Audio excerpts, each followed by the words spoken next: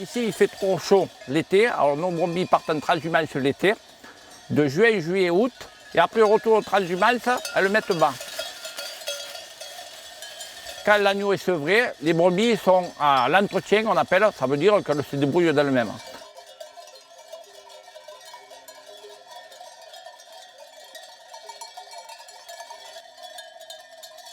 Novembre, décembre, janvier, février, on fait pâturer nos troupeaux dans ces parcours-là de châtaigniers et de chêneraies, et on arrive à nourrir nos bêtes sans les complémenter en bergerie, parce qu'on n'a pas, ni céréales, ni fourrage pour les alimenter.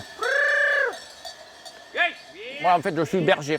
Je prends mon troupeau avec mes chiens, je les guide, je les amène à des endroits précis où je sais qu'il y aura de la ressource pour les alimenter pour la journée. Vous voyez derrière moi, là, elles sont en train de chercher les châtaignes qui sont tombées au mois de septembre. Avec leur nez, elles grattent et leurs pattes dans la feuille. Il reste encore les châtaignes dans les bogues.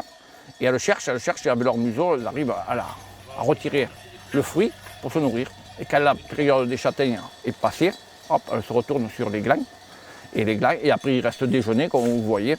Il y a un peu de bruyère, un peu de genêt, un peu de glands. Tout ça, ça fait un ensemble que ça leur permet de se nourrir.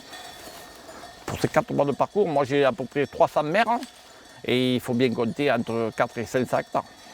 Mais le pastoralisme, ça représente plusieurs enjeux, déjà au niveau économique, et puis ça permet aussi d'entretenir nos territoires, à les maintenir ouverts aussi, et que nos visiteurs puissent avoir accès à des sentiers de randonnée. Souvent, c'est les bergers qui entretiennent le pâturage et les sentiers de randonnée également. Donc, c'est essentiel que ces milieux restent ouverts aussi par rapport à l'incendie l'été. Donc, c'est très important pour nos territoires qui ont tendance à se refermer petit à petit. Donc les éleveurs pastoraux, par leurs pratiques, génèrent et façonnent des milieux qui sont très diversifiés. Donc des milieux très ouverts sur le Causse par exemple, sur les estives, et des milieux plus boisés, notamment en Cévennes.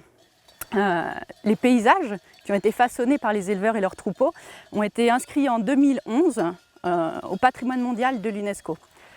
Derrière ces paysages, il y a une biodiversité qui est très riche en fait par le pâturage des animaux. Il y a des espèces très spécifiques qui se sont développées. Au-delà de ces aspects environnementaux, il y a énormément de bénéfices dont les territoires et dont les habitants profitent. C'est pour ça que les éleveurs, les pratiques pastorales qu'ils mettent en place, il faut les soutenir et il faut leur permettre en fait, à ces éleveurs de poursuivre ces pratiques pastorales.